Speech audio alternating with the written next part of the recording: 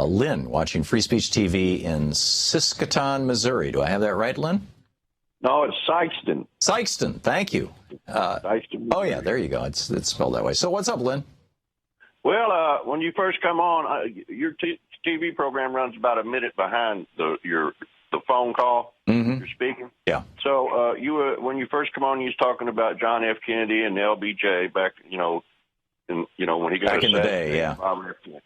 And I relate that every time you tell that story, every time you talk about John Kennedy and stuff like that.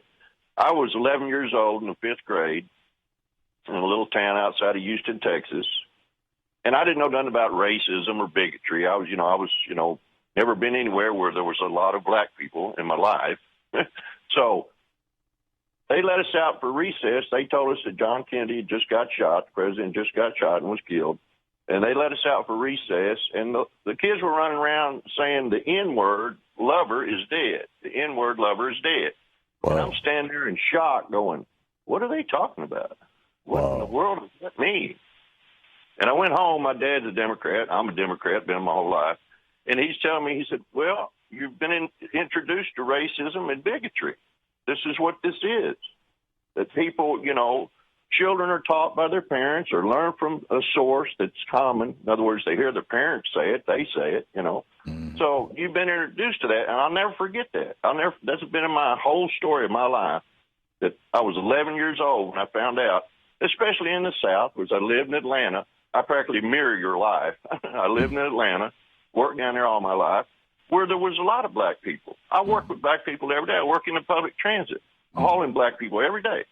I knew what they were like. I knew what they went through. I'd never seen anything. When I went down there, I worked at a service station. They had 3 bathrooms. I had to call my dad and tell him. They got 3 bathrooms there. He says, yeah, that's right. You're welcome to the South, son. That's just what you mean, in other words, there was a whites-only bathroom as well as a... Yeah, they had men and women and colored. Wow. And see, I had to clean them. I cleaned them. I come back up there, and my boss said, you get them bathrooms clean? I said, yeah, I cleaned them. He come back, he said, well, you didn't clean the last one, the 3rd one. I said, 3rd one? I didn't know we had 3. This is to your boss? I was, you're a little bit behind on your question there. Yeah, you got to listen to the phone, not the. So this was your boss that you were having this conversation with? Yeah, my boss. I was 20 years old working at a service station in Atlanta there, and he said, you got to clean 3 bathrooms. I'd never even heard of that. Never heard of that. What year was that?